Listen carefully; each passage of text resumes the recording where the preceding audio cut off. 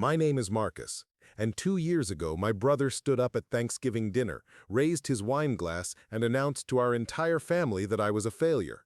He said I was 32 years old, still working as a security guard at some rundown office building, and that I'd never amount to anything. He called it a dead-end job for dead-end people. Everyone laughed. My own mother laughed. What they didn't know was that I had just signed papers to buy his company 3 days earlier.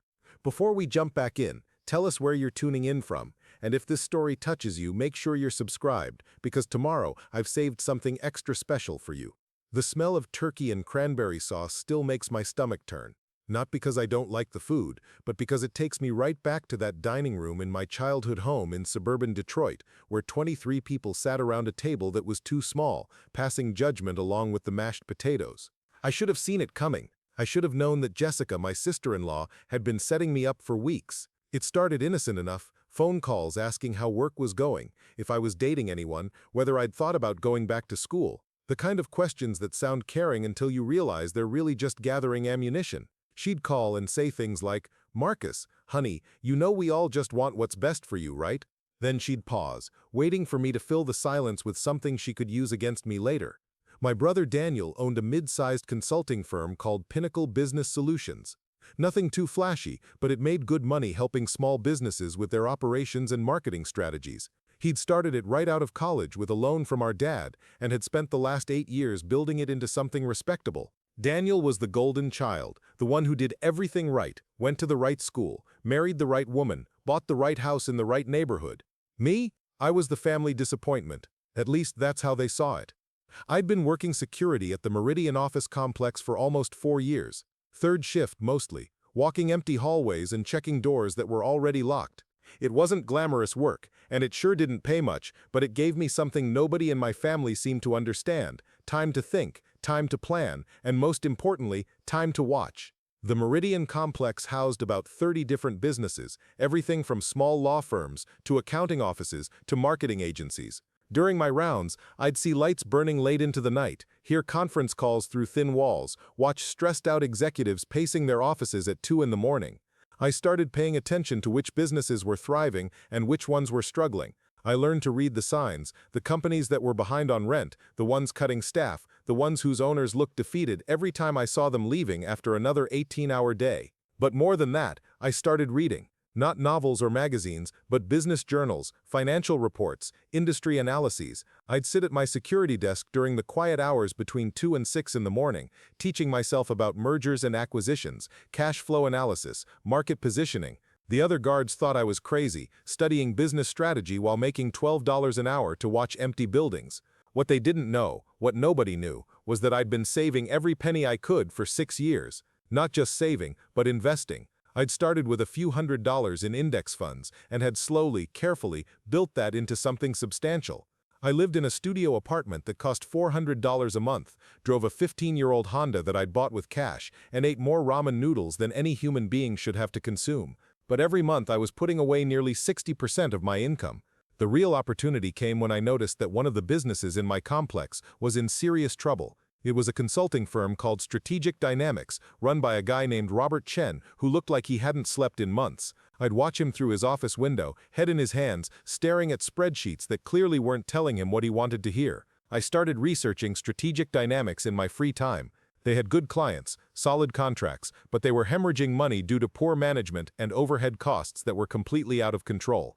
Robert was a brilliant consultant, but a terrible businessman. He was paying for office space he didn't need, employing people who weren't pulling their weight, and spending money on marketing that wasn't generating any real results.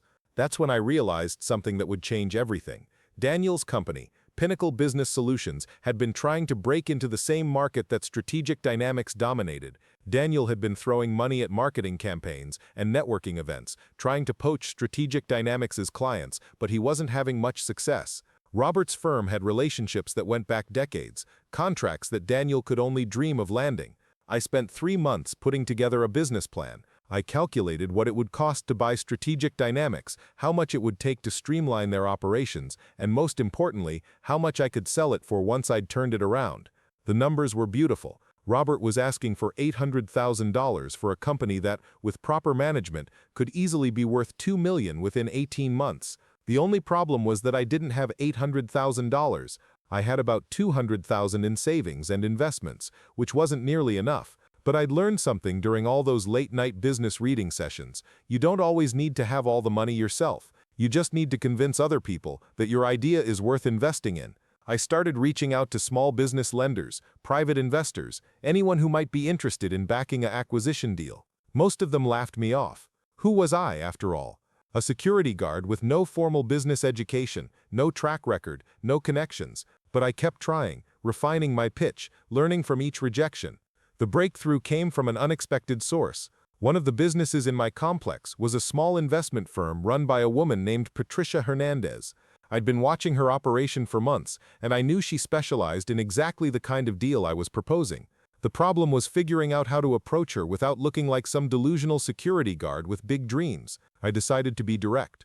I wrote a detailed business proposal, printed it on good paper, and left it on her desk one night during my rounds with a note explaining who I was and asking for 5 minutes of her time. I figured the worst thing that could happen was she'd throw it away and maybe complain to my supervisor about the weird security guard leaving business plans in her office. Instead, she called me the next morning. She said she'd read my proposal and wanted to meet, not because she thought it was brilliant, but because she was curious about the security guard who'd somehow put together a more thorough market analysis than most of the MBA graduates who walked through her door. We met at a coffee shop near the complex, and I could tell she was testing me, asking questions that were designed to expose how little I really knew about business. But I'd done my homework. I knew Strategic Dynamics' client list, their profit margins, their competitive advantages, and most importantly, their weaknesses. I knew exactly how much money they were losing each month, and exactly what it would take to turn them around. Patricia didn't commit to anything that day, but she didn't shut me down either. She said she'd think about it and asked me to put together some additional financial projections. Over the next 2 weeks, we had 4 more meetings, each one more detailed than the last. She introduced me to her business partner, a former investment banker named James Wright, who grilled me for 2 hours about my assumptions and projections. Finally, on a Tuesday afternoon in early October, Patricia called and said they were willing to back me. Not for the full amount, but for enough that, combined with my savings and a small business loan I'd managed to secure, I could make an offer to Robert Chen. The negotiation with Robert took almost a month. He was desperate to sell, but he was also proud, and he didn't want to admit that his life's work was worth less than he'd hoped. I had to be patient, respectful, but firm about what the company was actually worth in its current condition. In the end, we settled on $720,000, with me taking over all existing contracts and assuming responsibility for his remaining staff. The closing was scheduled for the Monday before Thanksgiving. I took the day off work, telling my supervisor I had a family emergency, and met Robert and the lawyers at Patricia's office. It took 4 hours to sign all the papers, transfer all the accounts, and officially become the owner of Strategic Dynamics. When it was over, Robert shook my hand and said, "I hope you know what you're doing, son." I hoped I did too.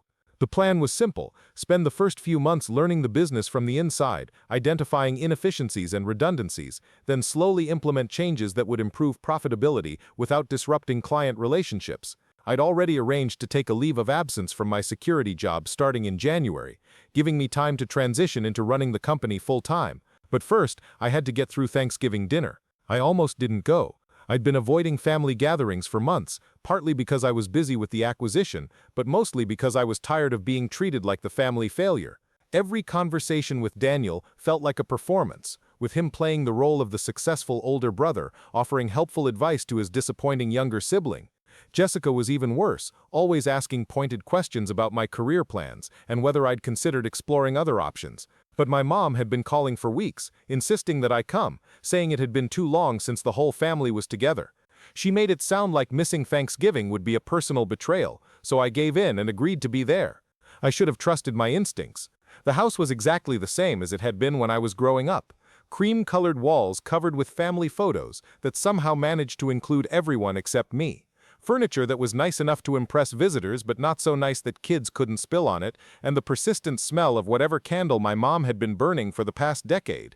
Daniel and Jessica had arrived early, as they always did, and had already claimed the good spots on the couch and established themselves as the hosts of someone else's house. My mom greeted me with a hug that lasted just a little too long, the kind that said she was worried about me but didn't know how to help. My dad shook my hand and asked how work was going, then immediately changed the subject when I said it was fine.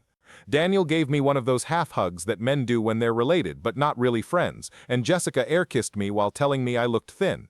The first hour wasn't too bad. We made small talk about the weather, the Lions' latest disappointing season, and whether cousin Sarah was ever going to get married. Daniel told a story about landing a new client that somehow managed to include details about the expensive restaurant where he'd taken them for dinner and the golf course where he'd sealed the deal. Jessica talked about their recent vacation to Napa Valley and how they were thinking about buying a vacation home somewhere warm. I mostly listened, contributing just enough to the conversation to avoid seeming antisocial, but not enough to draw attention to myself.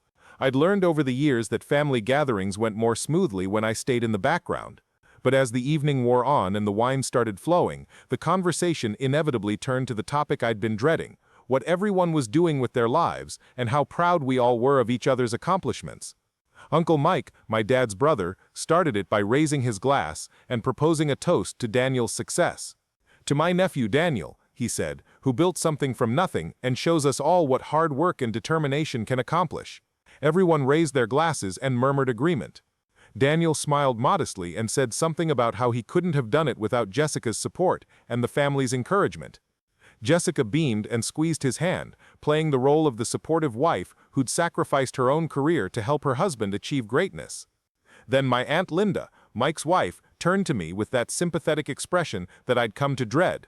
"And Marcus," she said, "how are things going with you? Still working security?" The question was innocent enough, but I could hear the subtext: still stuck in that dead-end job, still not living up to your potential, still the family disappointment. The conversation around the table quieted as everyone waited for my response. "Yeah," I said, keeping my voice casual. "Still working security. It's steady work, pays the bills." Jessica leaned forward, wine glass in hand, with that concerned look that meant she was about to say something that would sound caring but feel like a knife. "Marcus, honey, don't you think it's time to consider making a change? I mean, you're 32 now. Don't you want to build something more meaningful with your life?" The table was completely quiet now. Even the kids had stopped talking and were looking at the adults with that instinct children have for sensing tension. I could feel my mom's discomfort from across the table, but she didn't say anything to redirect the conversation. "I'm fine where I am," I said. "It's honest work." Daniel set down his wine glass and leaned back in his chair with that expression he'd perfected over the years, the one that said he was about to dispense wisdom to someone who clearly needed it. "Marcus, come on. You're smarter than that. You've got potential, but you're wasting it walking around empty buildings all night. When was the last time you even tried to find something better?" I wanted to tell him, right then, sitting at that table with my entire family looking at me with varying degrees of pity and disappointment. I wanted to tell them that I'd just bought a company, that I was about to become Daniel's direct competitor, that everything they thought they knew about me was wrong. But something held me back. Maybe it was pride, maybe it was strategy, but I kept my mouth shut. "I'm working on some things," I said instead. Jessica laughed, not meanly, but not kindly either. "Working on things? Marcus, you've been saying that for years. At some point, you have to stop making excuses and start taking action." My cousin Tom, who'd been relatively quiet all evening, decided to join the conversation. "You know, Marcus, my company is hiring. It's entry-level sales, but it's better than security work. I could put in a good word for you. Entry-level sales." Preparing and narrating this story took us a lot of time, so if you are enjoying it, subscribe to our channel. It means a lot to us. Now back to the story. "I just bought a company, and my cousin was offering to help me get an entry-level sales job." The conversation continued around me, with various family members offering advice, suggestions, and opinions about my life choices.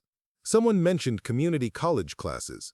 Someone else suggested I look into trade schools. My aunt suggested I consider moving to a city with more opportunities, apparently forgetting that Detroit was actually a pretty big city with plenty of opportunities for people who knew how to find them. Through it all, Daniel sat back with that satisfied expression of someone watching his position as the family success story being reinforced. He didn't say much, just nodded along with everyone else's suggestions and occasionally added something about how important it was to have ambition and set goals. The worst part wasn't what they were saying. The worst part was that they all genuinely believed they were helping. They thought they were being supportive, offering guidance to a family member who was clearly struggling to find his way. They had no idea that their help felt like condescension, that their concern felt like judgment. Finally, my mom tried to change the subject by asking Jessica about her book club, but the damage was done. I'd been officially categorized as the family member who needed fixing, and everyone could go back to their dinners feeling good about themselves for trying to help. I excused myself and went to the bathroom, not because I needed to use it, but because I needed 5 minutes away from the table. I looked at myself in the mirror, the same bathroom mirror where I'd practiced speeches for high school debates and tried to figure out how to ask girls to prom. The guy looking back at me didn't look like a failure. He looked tired, maybe, and definitely frustrated, but not defeated. When I came back to the table, dessert was being served. My mom had made her famous apple pie, the same recipe she'd been using since I was a kid, and everyone was talking about how full they were but somehow finding room for a slice anyway. The conversation had moved on to safer topics: holiday plans, work schedules, the neighbor's new dog. I thought maybe the evening would end peacefully. I thought maybe I could finish my pie, help with the dishes, and escape without any more family interventions. But I'd underestimated Jessica's commitment to helping me improve my life. As we were finishing dessert, she suddenly sat up straighter and got that excited look that meant she'd just had what she thought was a brilliant idea. "Oh," she said, loud enough to get everyone's attention. "I just thought of something. Marcus, you should talk to Daniel about maybe doing some work for his company. Nothing full-time, obviously, but maybe some part-time consulting or project work. It would be great experience for you." Daniel looked uncomfortable. This clearly wasn't something they'd discussed beforehand, and he was being put on the spot in front of the entire family. But he couldn't exactly say no without looking selfish, so he nodded and said, "Sure, we could probably find something for you to do. Basic administrative stuff, maybe some data entry." Data entry? My brother was offering me data entry work at the company I just bought. "That's so generous of you, Daniel," my Aunt Linda said. "It's wonderful how you look out for your family." Other family members chimed in with their approval.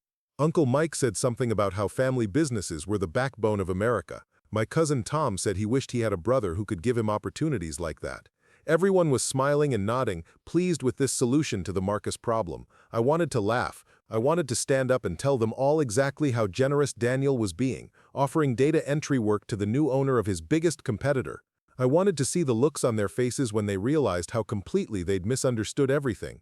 Instead, I said, "Thanks, Daniel, that's really nice of you to offer. I'll think about it." Jessica wasn't satisfied with that response. "Think about it. Marcus, this is exactly the kind of opportunity you need to get your career moving in the right direction. When would you be able to start?" The pressure was building. The entire table was looking at me expectantly, waiting for me to show appropriate gratitude for Daniel's generous offer to let me do data entry at his consulting firm. My mom had that hopeful expression that meant she thought this might finally be the thing that got her younger son's life on track. "I appreciate the offer," I said carefully. "It's just that I've got some things going on right now that might complicate the timing." "What things?" Jessica asked. "Your security job?" "Marcus, you can't let a job like that hold you back from a real opportunity." "A real opportunity." Working for my brother doing data entry was a real opportunity, but owning a company apparently wasn't worth mentioning because nobody knew about it. Daniel, to his credit, tried to dial back Jessica's enthusiasm. "It's okay," he said. "The offer stands whenever you're ready. No pressure." But Jessica was like a dog with a bone. "No pressure. Daniel, this is his future we're talking about. Marcus, what could possibly be more important than getting your career started?" The question hung in the air like smoke. Everyone was looking at me, waiting for an answer that would make sense to them. I could have told them the truth right then. I could have explained that I didn't need their help because I'd already helped myself, that I'd spent 4 years preparing for this moment while they were all assuming I was going nowhere. But something inside me snapped. Not anger, exactly, but something harder and colder. These people had spent the entire evening talking about my life like I wasn't sitting right there, making assumptions about my capabilities and my future based on a job title they didn't understand. They'd offered me charity without ever asking if I needed it, advice without ever wondering if I might have my own plans. "You're right," I said, looking directly at Jessica. "I should be more grateful. It's not everyone who has a brother successful enough to offer data entry positions to family members." The sarcasm in my voice was obvious, but Jessica either didn't catch it or chose to ignore it. "Exactly," she said. "Daniel has worked so hard to build his company. The least you could do is show some appreciation for his willingness to help." Daniel was looking increasingly uncomfortable. "Jessica, maybe we should talk about this later." But she was on a roll now, fueled by wine and righteousness. "No, Daniel, this is important. Marcus needs to understand that success doesn't just happen. You have to work for it. You have to make sacrifices and take risks and put yourself out there. You can't just coast through life expecting things to work out." She turned back to me, her voice getting louder and more passionate. Do you know how many 18-hour days Daniel worked when he was starting his company? Do you know how much money we borrowed? How much we risked? He didn't take the easy path, Marcus. He didn't settle for a job that required no education, no skills, no ambition. The table was completely silent now. Even the kids had stopped talking and were staring at the adults with wide eyes. My mom was looking at her hands, my dad was studying his coffee cup, and Daniel was looking like he wanted to disappear. You're 32 years old, Jessica continued, and you're still working the same job you had in your 20s. Don't you want more than that? Don't you want to build something meaningful, something you can be proud of? I set down my coffee cup and looked around the table at my family. These people who thought they knew me, who thought they understood my life and my choices and my potential, these people who had spent the evening discussing my future like I was a charity case they needed to fix. You want to know what I want? I said quietly. I want to know when this family decided that my worth as a person was determined by my job title. Jessica blinked, apparently surprised that I was pushing back. That's not what this is about, Marcus. This is about caring enough to help you reach your potential. My potential, I repeated. And you've determined what that is based on what, exactly? The fact that I work security? The fact that I don't drive a fancy car, or live in a big house, or take vacations to wine country? Marcus, my mom said quietly, Jessica is just trying to help. Is she? I asked, because it sounds like she's trying to fix a problem that she created in her own mind. I never asked for help. I never said I was unhappy with my life. You all just assumed that because my job doesn't sound impressive at dinner parties, I must be failing somehow. Daniel finally spoke up. Look, Marcus, I think we all just want to see you succeeding, that's all. There's nothing wrong with wanting more for yourself. And there's nothing wrong with being satisfied with what you have, I replied. But that's not really what this is about, is it? This is about making yourselves feel better by helping the family disappointment get his act together. The words came out harsher than I'd intended, but I didn't take them back. The truth was that I was tired of being their project, tired of being the cautionary tale they told themselves to feel better about their own choices. Jessica's face was flushed now, whether from wine or anger I couldn't tell. You know what, Marcus? You're right. We are trying to help you. And if you can't see that, if you're so prideful that you can't accept help from people who care about you, then maybe you deserve to be stuck where you are. Maybe I do, I said, standing up from the table. Or maybe I'm exactly where I'm supposed to be, and you just can't see it because you're too busy looking down on me to notice. I walked to the front closet and got my jacket. Behind me, I could hear my mom trying to smooth things over, telling everyone to calm down, that we were all family and we loved each other. My dad was saying something about how we should all sleep on it and talk when we weren't so emotional. But Daniel's voice cut through all of that. Marcus, wait. I turned around. He was standing in the living room doorway, looking at me with an expression I couldn't quite read. For a moment, I thought he might apologize, might say something that would bridge the gap that had just opened up between us. Instead, he said, You know, Jessica's right about one thing. You can't spend your whole life— You're absolutely right, I said. I should take responsibility for my own situation. Thanks for the reminder. I left without saying goodbye to anyone else. I could hear voices behind me as I walked to my car. My mom calling my name, someone saying I was being ridiculous, someone else saying to just let me go. As I drove home to my small apartment, I thought about the papers sitting in my desk drawer, the ones that made me the legal owner of Strategic Dynamics. I thought about the business plan I'd spent months developing, the investors who'd believed in me when my own family didn't, the opportunities that were waiting for me to seize them. Most of all, I thought about Daniel's face when he realized that his little brother, the family failure with the dead-end job, had just become his biggest competitor. That day was coming sooner than he thought. I just had to decide when I was ready to let him know. The Monday after Thanksgiving, I walked into the Strategic Dynamics office building for the first time as the owner, not the security guard who used to patrol its hallways. The irony wasn't lost on me that I'd spent hundreds of nights walking these same corridors, checking locks and monitoring alarms, never imagining I'd one day own one of the businesses inside. Robert Chen was waiting for me in what was now my office, a corner suite on the 7th floor with windows facing downtown Detroit. He looked better than he had in months, like a weight had been lifted from his shoulders. We'd agreed that he'd stay on for 2 weeks to help with the transition, introducing me to key clients and walking me through the day-to-day operations. I won't lie to you, Robert said as we sat down at the conference table. Some of the staff are nervous. They've heard rumors about acquisitions and layoffs, and they're worried about their jobs. I'd expected this. When a company changes hands, especially when the new owner is a complete unknown, people get scared. What have you told them about me? Robert smiled for the first time since I'd met him. That you're the smartest guy I've ever met who doesn't have a business degree. That you spent months studying this company before you ever made an offer. That you understand our clients better than most people who've worked here for years. And what do they think about that? They think I'm either lying or losing my mind, he said. A security guard who bought a consulting firm. It sounds like something out of a movie. Over the next 2 weeks, I proved that it wasn't fiction. I'd done my homework better than anyone realized. During all those late-night shifts, I hadn't just been watching strategic dynamics from the outside. I'd been studying their client communications, their project timelines, their billing structures. I knew which accounts were profitable and which ones were bleeding money. I knew which employees were essential and which ones were just collecting paychecks. The first thing I did was call an all-hands meeting. 23 employees gathered in the conference room, looking nervous and skeptical. Most of them had never seen me before, and the few who remembered me from my security rounds couldn't quite believe that the quiet guy with the flashlight was now their boss. I didn't try to impress them with business jargon or empty motivational speeches. Instead, I laid out exactly what I'd observed about the company during my months of research. I talked about our competitive advantages, our operational inefficiencies, and the opportunities I saw for growth. I explained which positions were safe and which departments needed restructuring. Most importantly, I told them that I wasn't interested in gutting the company and selling it for parts. I wanted to build something sustainable. Sarah Martinez, the head of client relations, raised her hand.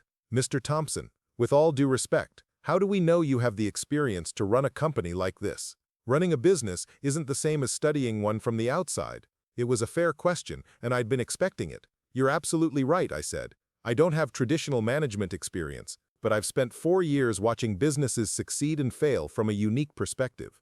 I've seen what works and what doesn't, and I've had time to think about why. More importantly, I'm not here to pretend I know everything. I'm here to learn from people like you who understand this business better than I do. That seemed to ease some of the tension in the room. Over the following days, I met with each department head individually, asking questions, taking notes, and slowly building a picture of how the company really worked versus how it appeared to work on paper. The biggest problem was obvious. Overhead costs were completely out of control. Robert had been paying for premium office space, expensive software licenses, and consultant fees that weren't generating proportional value.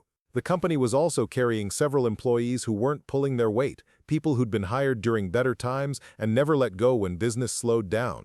But there were bigger issues too. The company's marketing was inconsistent and unfocused. They were trying to be everything to everyone instead of developing expertise in specific areas. Their pricing structure was based on what Robert thought the market would bear, rather than the actual value they were providing. Most critically, they weren't leveraging their existing client relationships to generate new business. I spent my first month implementing changes gradually, trying not to shock the system too much. I renegotiated the office lease, canceled unnecessary subscriptions, and had difficult conversations with 3 employees whose positions were no longer viable. I also promoted 2 people who'd been undervalued and underpaid, recognizing that keeping good talent was more important than cutting costs. The real test came when I started reaching out to clients directly. Many of them had worked with Robert for years and weren't sure what to expect from new management.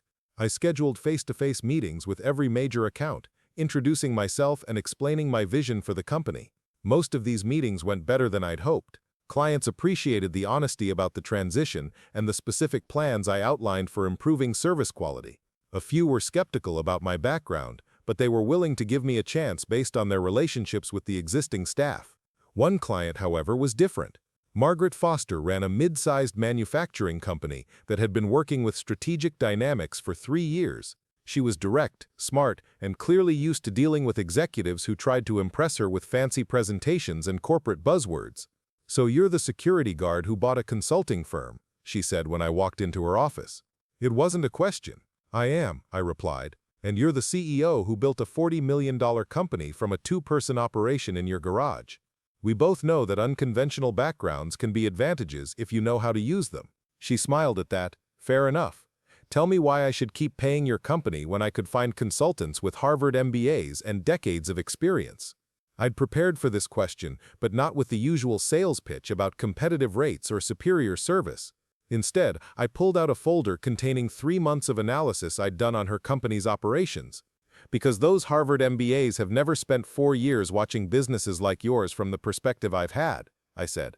"They've never seen what happens in office buildings at 2 in the morning when executives think nobody's watching. They've never observed the patterns that distinguish companies that thrive from companies that barely survive. I opened the folder and showed her a detailed breakdown of her company's operational efficiency compared to her competitors, based on publicly available information and observations I'd made during my security rounds. I'd identified several areas where she was overspending and 3 opportunities for process improvements that could save her company significant money. This analysis would have cost you $15,000 from any other consulting firm, I said. I'm giving it to you for free because I want you to understand that my background isn't a limitation. It's a competitive advantage. Margaret studied the documents for several minutes, asking pointed questions about my methodology and assumptions. Finally, she looked up and said, "This is impressive work, but how do I know you can deliver ongoing value and not just clever observations?" "You don't," I admitted, "but you'll know within 6 months. If I can't deliver measurable improvements to your operations, you can fire us and I'll personally refund the last quarter's fees." She raised an eyebrow. "You're guaranteeing results?" "I'm guaranteeing that I'll take responsibility for results. There's a difference." That conversation led to Strategic Dynamics' largest contract expansion in 2 years. Margaret not only renewed her existing agreement, but hired us for 2 additional projects worth nearly $100,000. More importantly, she started referring other manufacturing companies to us, creating a specialized niche that became one of our most profitable revenue streams. By the end of my 2nd month, the company's financial picture was dramatically different. We'd cut operating costs by 30% while increasing revenue by 15%. Employee morale was higher because people felt like they were part of a coherent strategy rather than just surviving day to day. Most satisfying of all, we'd started attracting the kind of clients who valued expertise over credentials. But the real validation came from an unexpected source. I was in my office late one evening, reviewing proposals for a potential new client, when my assistant knocked on the door. "Mr. Thompson, there's someone here to see you. He says it's important, but he doesn't have an appointment."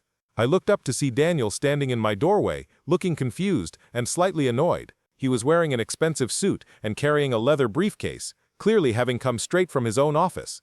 "Marcus, what are you doing here?" I leaned back in my chair, savoring the moment I'd been imagining for months. "I work here. What brings you to Strategic Dynamics?" Daniel walked into the office, looking around like he was trying to solve a puzzle. "I had a meeting with Robert Chen about a potential partnership, but the receptionist said he doesn't work here anymore, and she directed me to you. I don't understand what's going on." "Robert sold the company," I said simply. "I bought it." The expression on Daniel's face was worth every 18-hour day I'd worked, every ramen noodle dinner I'd eaten, every time someone in my family had looked at me with pity.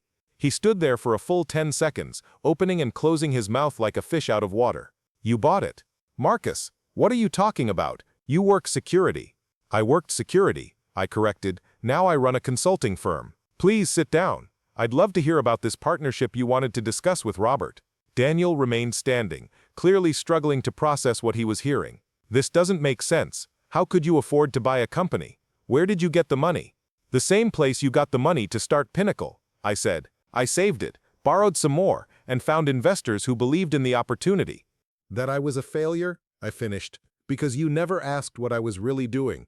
You all just assumed that because my job title wasn't impressive, I wasn't working toward anything meaningful."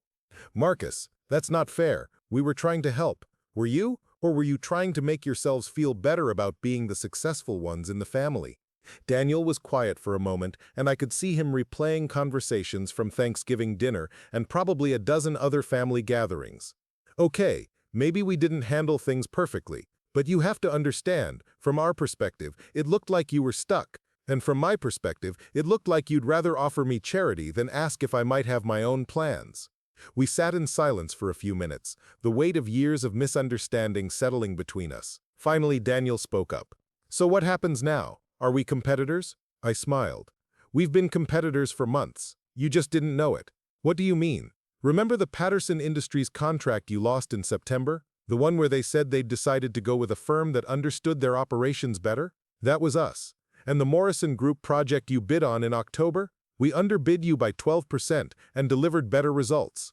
Daniel's face went pale. "You've been actively competing against my company?" "I've been running my company," I said. "The fact that we're in the same market isn't personal. It's business." "But we're brothers." "Yes, we are. And if you'd treated me like a brother instead of a charity case, maybe we could have found a way to work together instead of against each other." Daniel stood up abruptly, pacing to the window. "This is incredible. You've been planning this for how long?" Years, I admitted. Not the specific acquisition, but building towards something like this. While you were assuming I was going nowhere, I was preparing for exactly this opportunity, and you never said anything. You just let us all believe that I needed your help, that I wasn't capable of success without your guidance. Daniel, listen to yourself. You're angry that I didn't tell you about my plans, but what would you have done if I had? Would you have supported me, or would you have explained why it was unrealistic for someone like me to own a business? He turned back from the window, and for the first time since I'd known him as an adult, my brother looked uncertain. I would have supported you. Would you? Because at Thanksgiving dinner, you offered me data entry work, the new owner of your biggest competitor, and you thought the best opportunity you could provide was data entry. Daniel sat back down heavily. I didn't know. How could I have known? You couldn't, I agreed. But you could have asked. You could have been curious about what I was actually doing instead of assuming you already knew. We talked for another hour, and slowly the conversation shifted from confusion and defensiveness to something resembling understanding.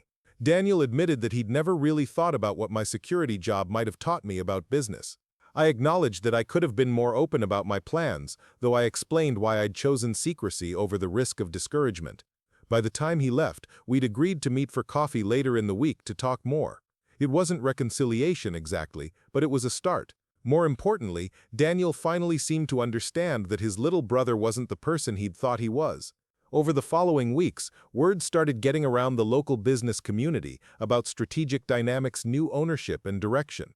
Some people were skeptical about the security guard turned CEO story, but results spoke louder than credentials. We were winning contracts, retaining clients, and building a reputation for practical, results-oriented consulting. The real breakthrough came when Patricia Hernandez, my investor partner, introduced me to a network of small business owners who were looking for consulting services that didn't come with big firm overhead and attitude.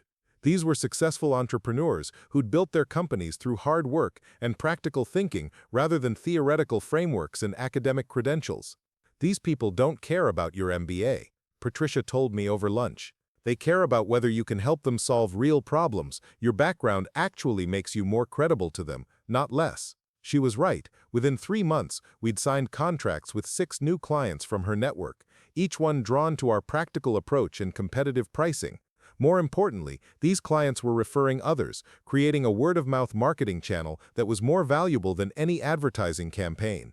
The growth was almost overwhelming. By my 6th month as owner, we'd doubled our client base and increased revenue by 80%. I'd hired 4 new employees, including 2 experienced consultants who'd left larger firms specifically to work for a company that prioritized results over politics. But success brought new challenges. Managing a rapidly growing team required skills I was still developing. Balancing multiple client demands while maintaining service quality was a constant juggling act. Most challenging of all, I had to learn when to say no to opportunities that looked good on paper but didn't fit our strategic focus. The solution came from an unexpected source: my former colleagues from the security company. During my years walking empty office buildings, I'd worked with dozens of other guards, many of whom had insights about business operations that nobody ever bothered to ask about. These were people who saw things from the ground level, who noticed patterns and inefficiencies that management missed. I started hiring former security guards as junior consultants, pairing them with experienced business professionals and training them to apply their observational skills to operational analysis. It was unconventional, but it worked. These teams could identify problems and opportunities that traditional consultants overlooked because they were trained to see businesses from the inside out rather than the top down. The local business press picked up on the story, writing articles about the security guard CEO and his innovative approach to consulting. The coverage brought more clients and attention, but it also brought scrutiny from competitors who questioned my qualifications and methods. The criticism didn't bother me. I'd learned long ago that success often makes people uncomfortable, especially when it comes from unexpected sources. Besides, our client retention rate and results spoke for themselves.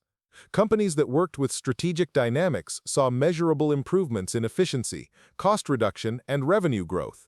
The real test came when we were invited to bid on a major contract with a Fortune 500 company that was looking to streamline operations across multiple locations. It was the kind of project that established consulting firms fought over, the type of contract that could transform a small company into a major player. The competition was fierce. We were up against 3 well-established firms with national reputations and decades of experience. Our presentation would be judged by executives who were used to dealing with consultants from prestigious backgrounds.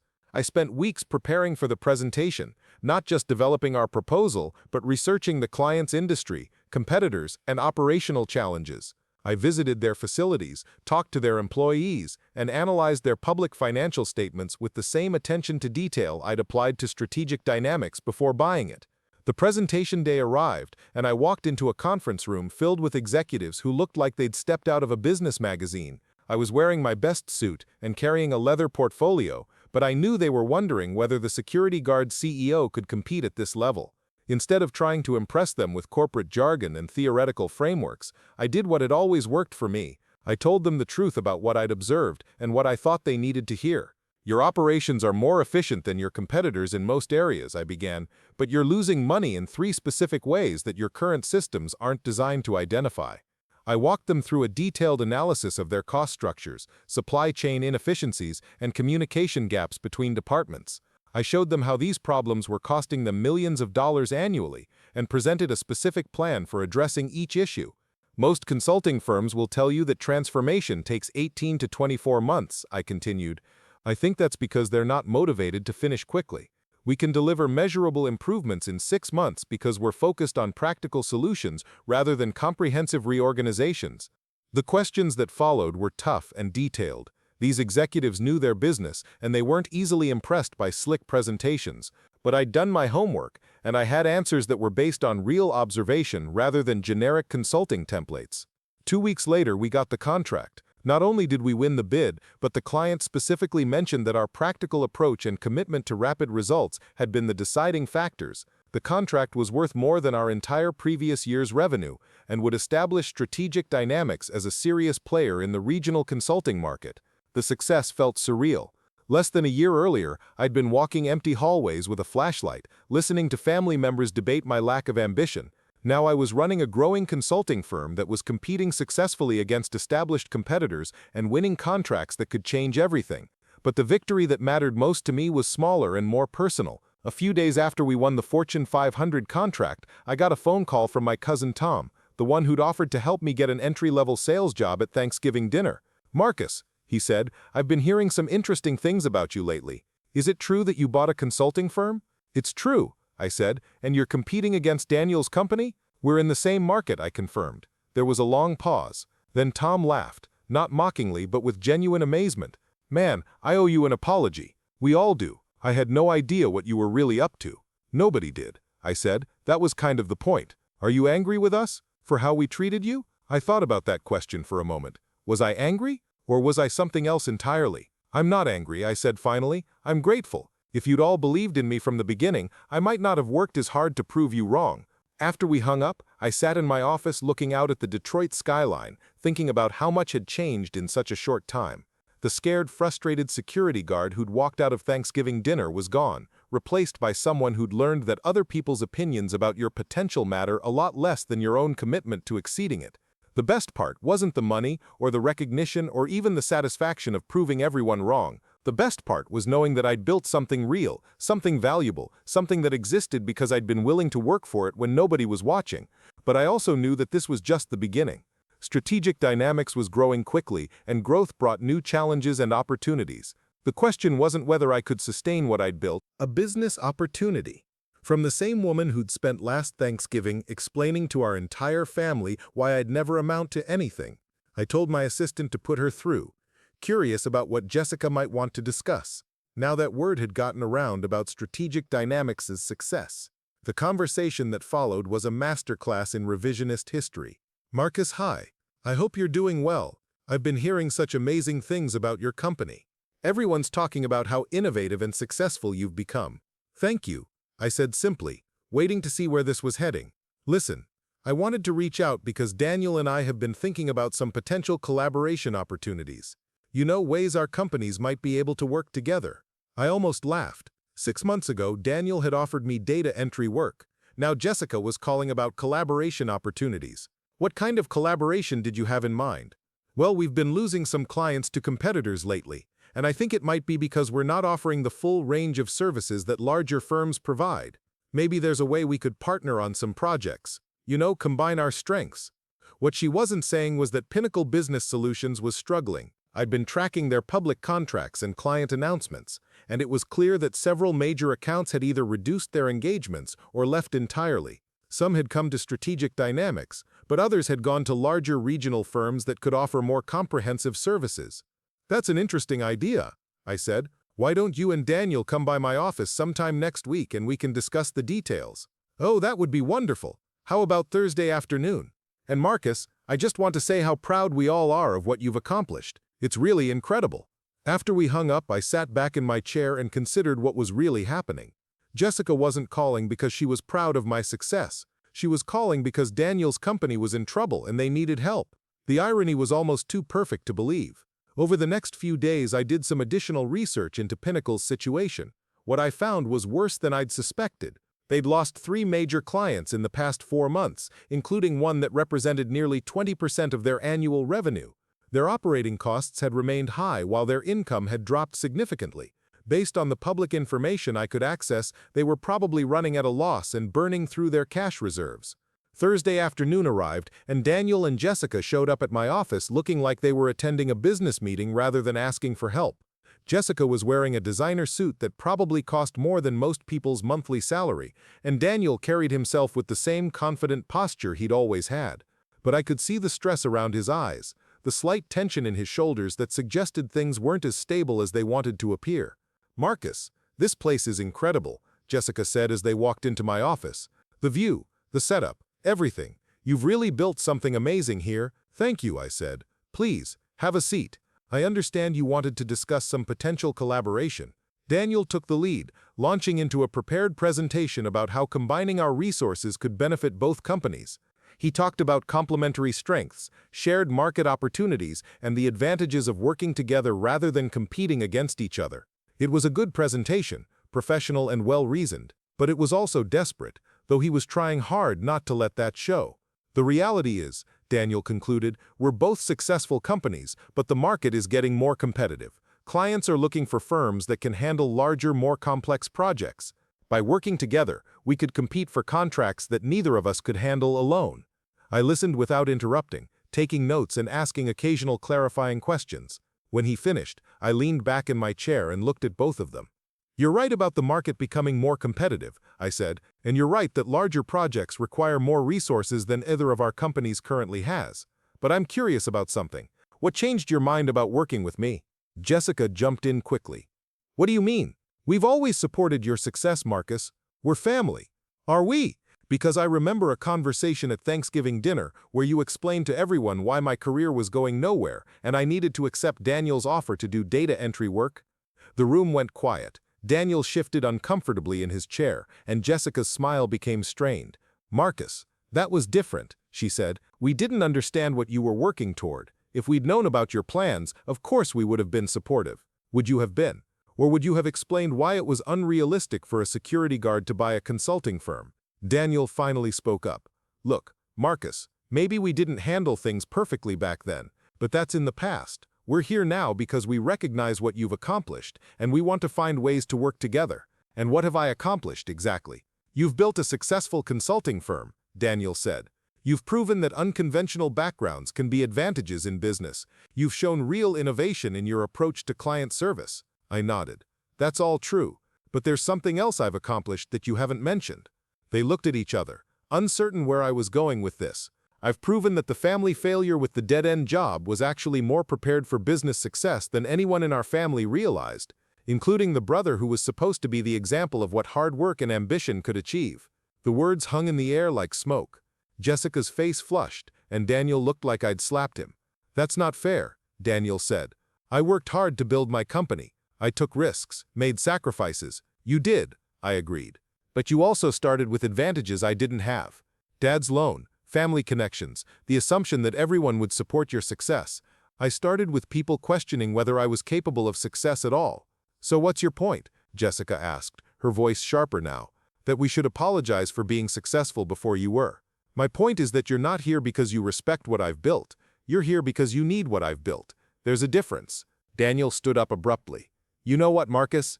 Maybe this was a mistake. If you're going to turn this into some kind of therapy session about old family dynamics, then we're wasting everyone's time." Sit down, Daniel. Something in my voice made him pause. It wasn't anger exactly, but authority. The tone of someone who was used to being listened to in business settings. I'm not turning this into therapy, I continued once he'd sat back down. I'm being honest about what's really happening here. Your company is in trouble. You've lost major clients, your revenue is down, and you're burning cash.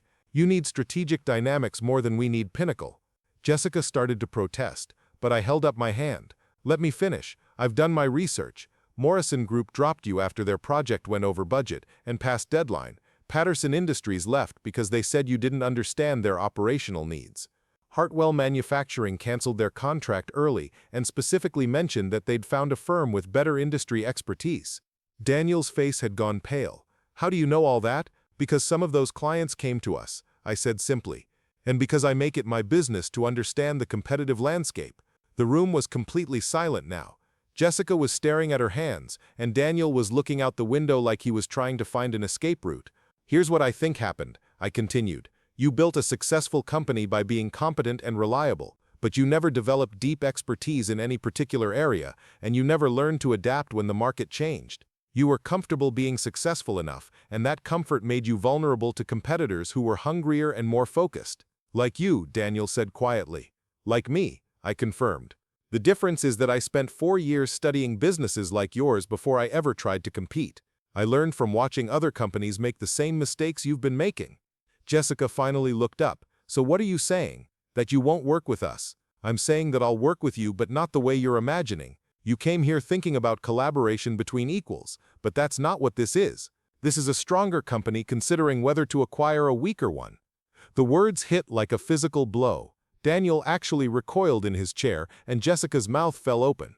You want to buy Pinnacle? Daniel asked. I want to buy your client list, your contracts, and your staff, I said. The Pinnacle brand isn't worth much at this point, but the relationships and expertise are valuable. That's not collaboration, Jessica said. That's a takeover. It's a business. I'm talking about preserving the valuable parts of what you've built while eliminating the parts that aren't working. Your employees keep their jobs, your clients get better service, and you get to stop worrying about making payroll every month. But the company would be yours. The company would be integrated into strategic dynamics, yes, just like strategic dynamics was integrated into my vision when I bought it from Robert Chen. We sat in silence for several minutes. I could see both of them processing what I'd proposed, trying to find alternatives that didn't exist, wrestling with the reality that their options were limited. Finally, Daniel spoke. What would something like that look like, hypothetically? I pulled out a folder I'd prepared before the meeting. Inside were preliminary financial projections, organizational charts, and a rough timeline for integration. I'd been expecting this conversation for months, ever since it became clear that Pinnacle was struggling. I'd pay fair market value for the assets, I said, sliding the documents across the table. Based on current revenue projections and client contracts, that would be about $800,000. You'd both have the option to stay on as senior consultants, reporting to me but maintaining significant autonomy over your existing client relationships. Jessica flipped through the papers, her expression unreadable.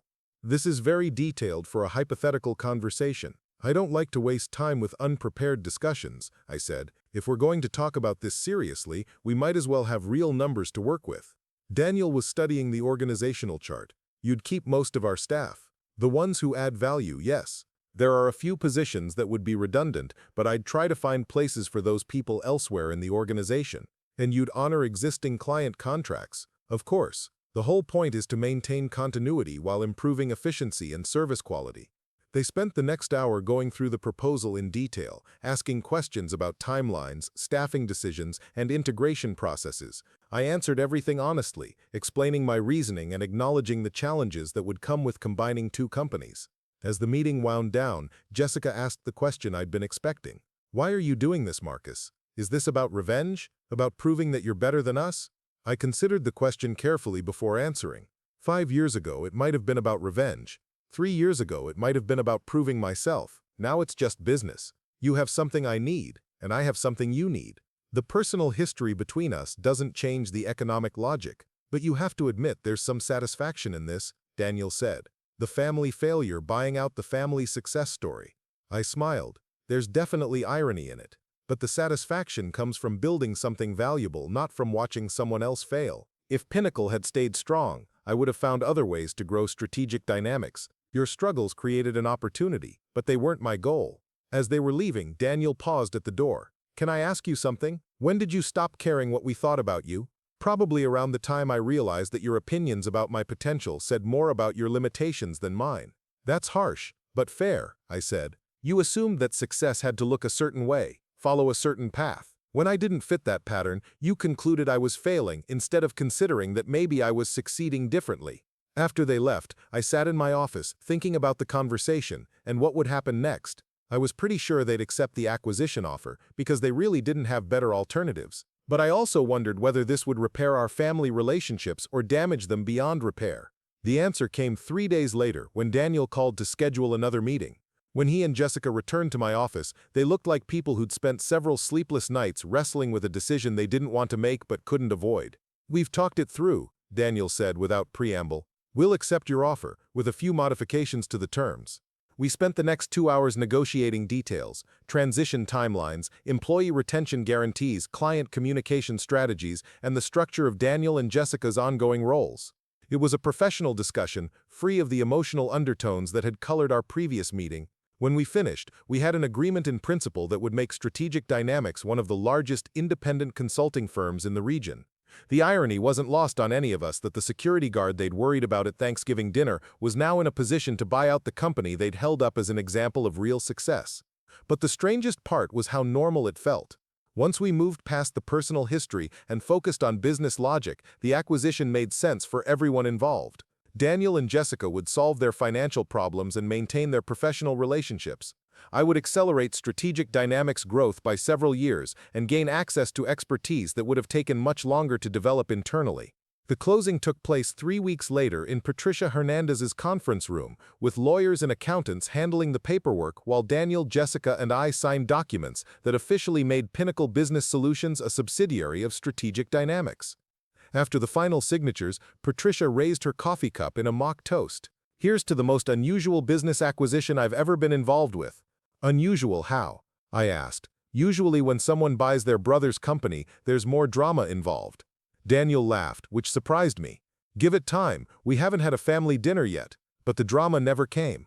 Over the following months, Daniel and Jessica integrated smoothly into Strategic Dynamics' operations. They brought valuable client relationships and industry expertise, while I provided the strategic direction and operational efficiency that Pinnacle had been lacking. More importantly, our professional relationships slowly began to rebuild our personal one. Working together every day, Daniel started to understand how I'd developed the skills and knowledge that had seemed to come out of nowhere. I started to appreciate the client management and relationship-building abilities that had made him successful, even if they hadn't been enough to save his company.